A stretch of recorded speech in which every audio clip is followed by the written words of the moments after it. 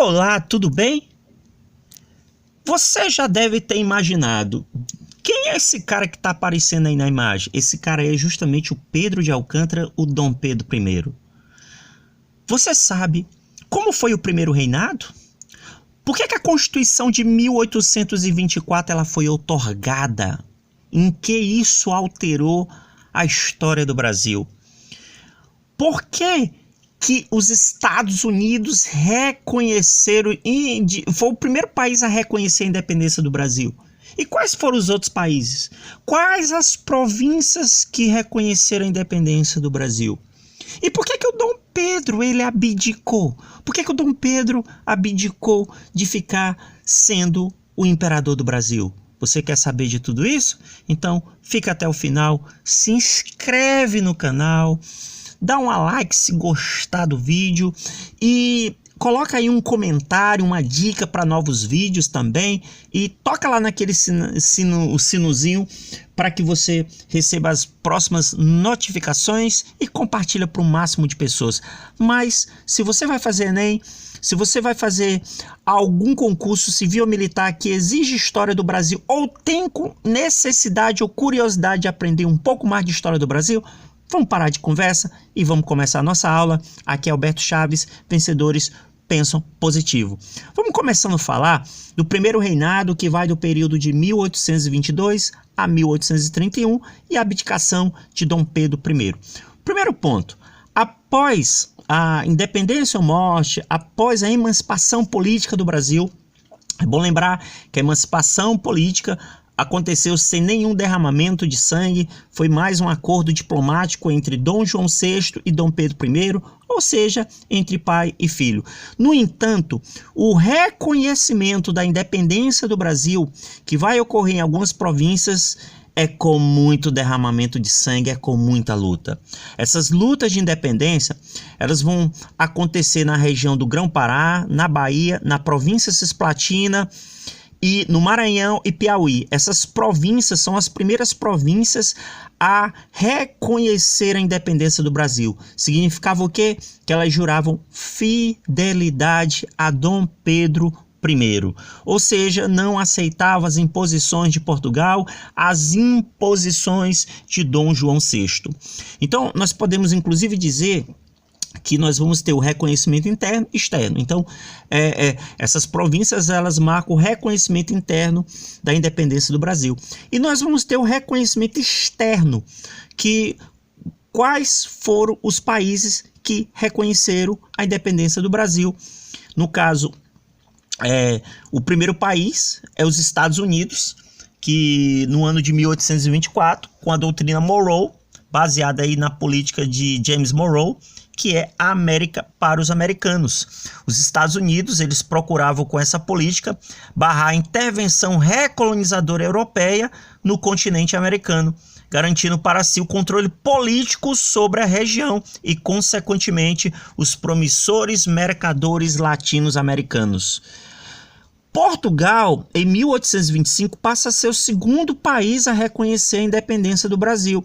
Logicamente, não de graça, através de alguns acordos, como por exemplo, o pagamento de 2 milhões de libras esterlinas. Ou seja, Portugal, naquele momento, deveria receber uma indenização do Brasil, ou seja, o Brasil deveria pagar uma indenização milionária para Portugal. Coisa estranha, não é isso? Outra coisa também, que o Dom João VI, ele deveria ter o título honorário de imperador do Brasil. Tá aí, também era outra condição. E a terceira condição, o compromisso de não aceitar adesão ao Brasil de nenhuma colônia portuguesa na África. Pronto, fechadas essas condições, Portugal reconhecia a independência do Brasil, a independência política. E o terceiro país, em 1827, a Inglaterra. A Inglaterra também, ela reconhece a emancipação política do Brasil, fazendo algumas exigências. Uma delas exigindo em troca a renovação por mais de 15 anos da cláusula dos tratados de 1810. Uma dessas cláusulas estava referente ao pagamento somente de 15% das tarifas alfandegárias. Eu não sei se vocês lembram, mas os tratados de 1810, Aliança, Amizade, Comércio e Navegação, estipulavam tarifas alfandegárias, onde Portugal pagava 16% de tarifa, a Inglaterra pagava 15%, as demais nações de 24% a 48%. Então, beneficiava exclusivamente a Inglaterra e ela queria apenas que renovassem por mais 15 anos para que ela tivesse esses privilégios econômicos. E a outra seria a extinção do tráfico africano no prazo de 3 anos. É bom lembrar que isso aqui vai gerar muitos atritos, porque o Brasil não vai cumprir essas determinações, vão assinar vários acordos que vão ser quebrados. É bom lembrar que a Inglaterra estava vivendo a Revolução Industrial, então ter escravos não era mais algo que agradava a indústria, ou seja, a Inglaterra, a Europa, já que a mão de obra assalariada é que gerava capital, movimentava capital e não a mão de obra escrava.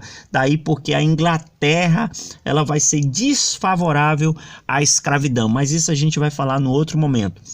Pronto, a partir do momento que ocorre a emancipação política, havia necessidade de uma Constituição. E daí a primeira Constituição a ser trabalhada foi a tentativa, a Constituição de 1823, que ela era para ser chamada, era chamada de Constituição da Mandioca. No entanto, essa Constituição acabou não sendo aprovada porque ela limitava o poder de Dom Pedro I. E a partir daí o Dom Pedro acabou fechando essa constituinte, foi uma algazarra que ficou até reconhecido como a Noite da Agonia, e no dia 25 de março de 1824, através de uma convocação de um conselho de Estado, de seus conselheiros, ele acaba outorgando a primeira Constituição do Brasil. Essa Constituição ela tinha as seguintes características. Primeiro ponto, outorgada. É bom lembrar que o Brasil teve 7 constituições. Outorgadas somente 2, que foi essa de 1824 e a de 1937, durante o Estado Novo, mas a gente vai falar isso depois. O poder moderador, porque havia os 4 poderes, executivo, legislativo e judiciário, e o poder moderador. O poder moderador dava poderes absolutos ao monarca Dom Pedro I, transformava ele num deus.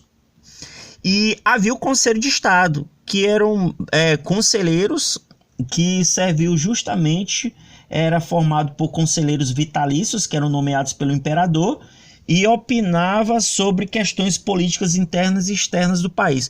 Na verdade, quem dava todo a cartada final era o Dom Pedro. Havia o voto censitário.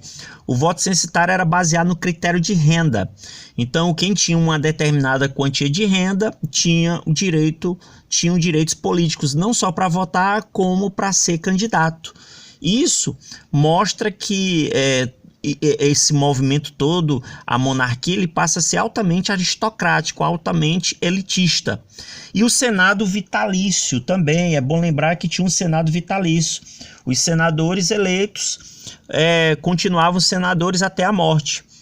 A divisão do país em províncias, é bom lembrar que há todo esse procedimento, porque antes eram chamados capitanias hereditárias, depois o Marquês de Pombal substitui para capitanias reais.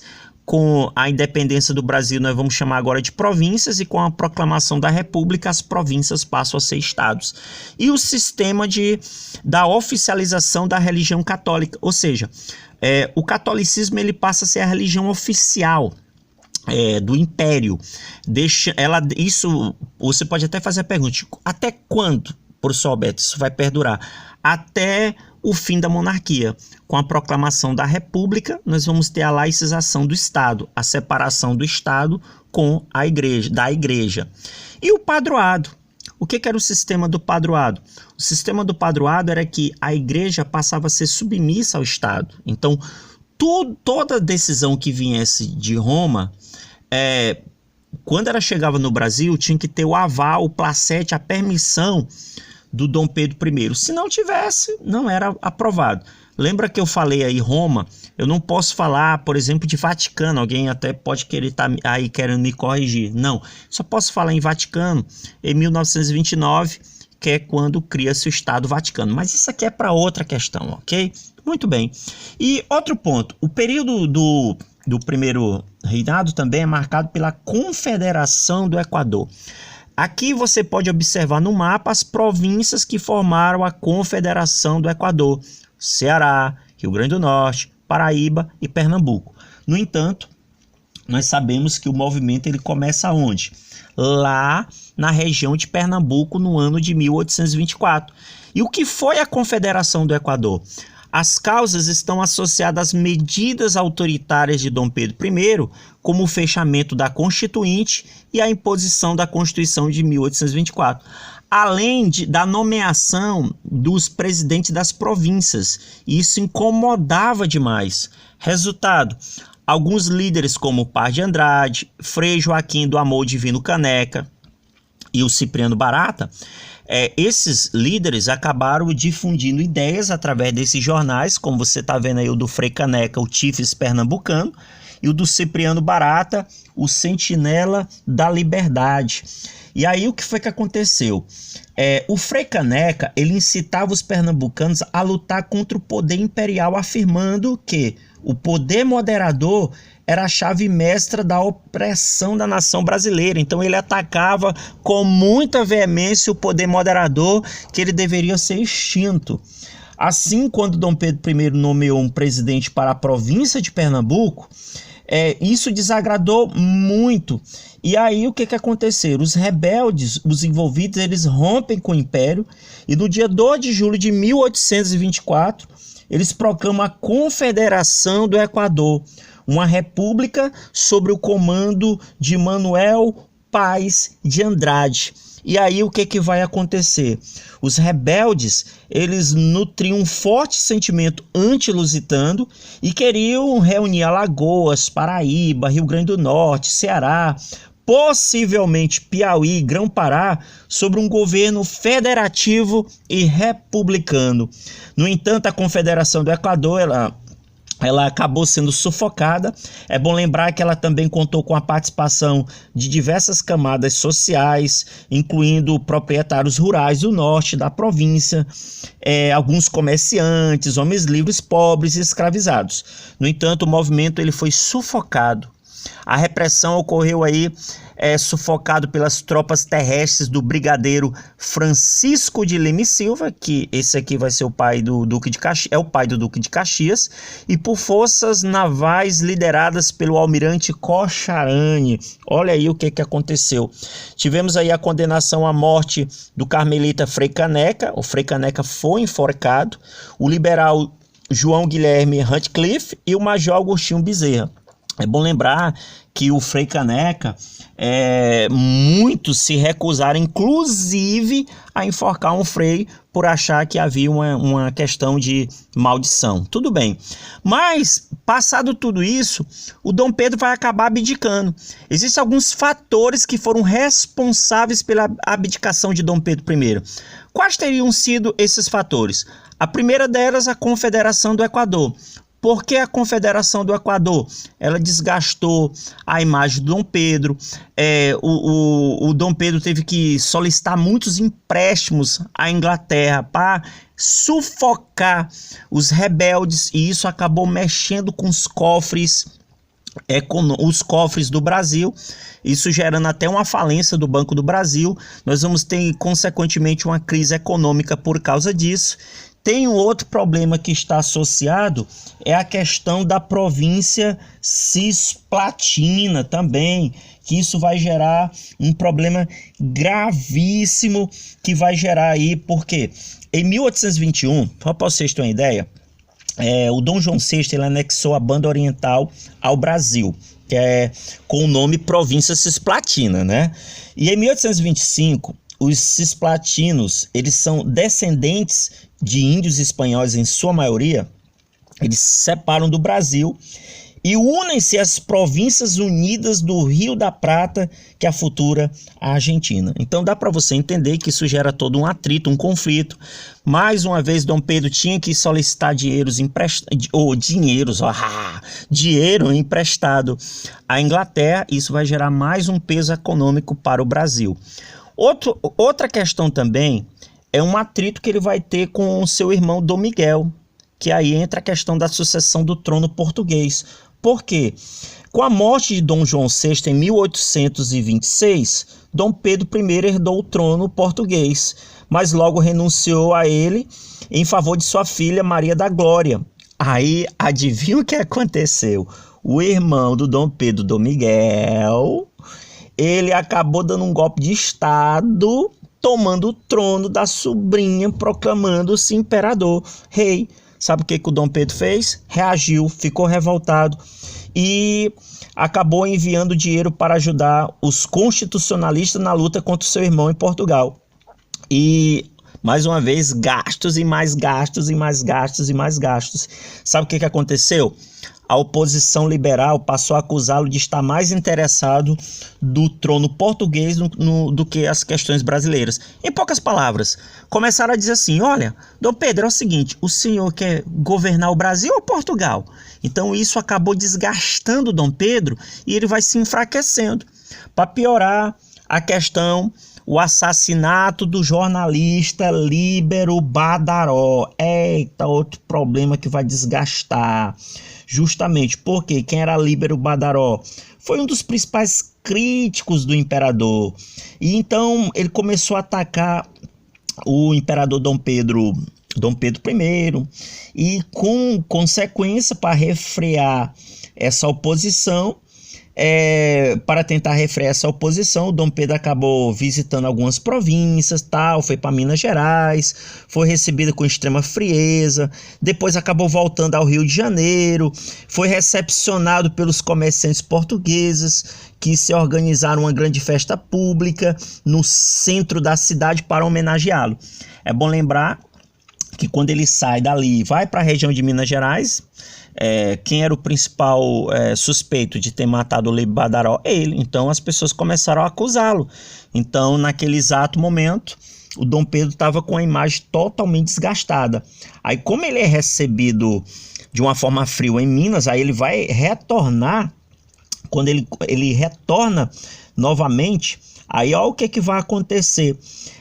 Nós vamos ter aí uma série de conflitos, uma série de conflitos que vão acontecer aí entre o dia 11 ao 16 de março de 1831, que ficaram conhecidos como Noite das Garrafadas. Olha aí, o que foi essa Noite das Garrafadas?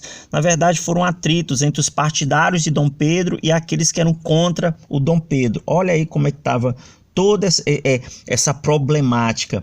E aí, numa tentativa derradeira de contornar a situação, o Dom Pedro ele compôs um ministério formado somente de brasileiro. Olha aí, o Dom Pedro foi para Minas Gerais, foi recebido com frieza, aí o coitado volta para o Rio de Janeiro. Aí eu vou até fazer aqui uma interpretação. Eu imagino que quando ele chega no Rio de Janeiro, tinha umas pessoas com os cartazes chamando ele de assassino, por causa da morte do Líbero Badaró, e aqueles outros gritando, Dom Pedro, aí pronto, aí voou garrafa para tudo que foi lado, muita gente sangrando, Noite das Garrafadas, e aí o Dom Pedro, para tentar amenizar, acabou nomeando um ministério aí só com brasileiros. No entanto, esses ministros acabaram chamando ele que ele estava fazendo coisas erradas. Ele acabou demitindo o ministério, convocando um ministério só de portugueses, chamado Ministério dos Marqueses. E, resultado, Dom Pedro não aguentou a pressão. Somando tudo isso, tenta imaginar a crise econômica, assassinar Líbero Badaró, o pessoal chamando ele de assassino, esses conflitos aí entre aqueles que eram partidários dele e que não era, e aí muita gente pressionando o Dom Pedro. Resultado, o Dom Pedro, no dia 7 de abril de 1831, ele acaba abdicando em favor de seu filho Pedro de Alcântara, que tinha apenas 5 anos de idade. Tenta imaginar aí a cena. Ele renuncia, deixa um menino de 5 anos para governar o Brasil. Sabe o que foi que aconteceu?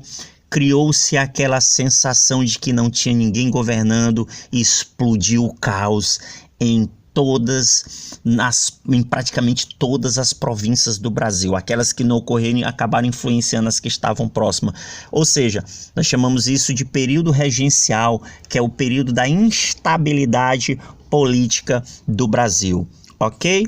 Em poucas palavras, nós vimos aqui o primeiro reinado, que ele foi marcado das lutas de reconhecimento interno e externo, algumas províncias que reconheceram a independência do Brasil, e nós tivemos aí o reconhecimento externo, Estados Unidos, Portugal e Inglaterra reconhecendo a independência do Brasil.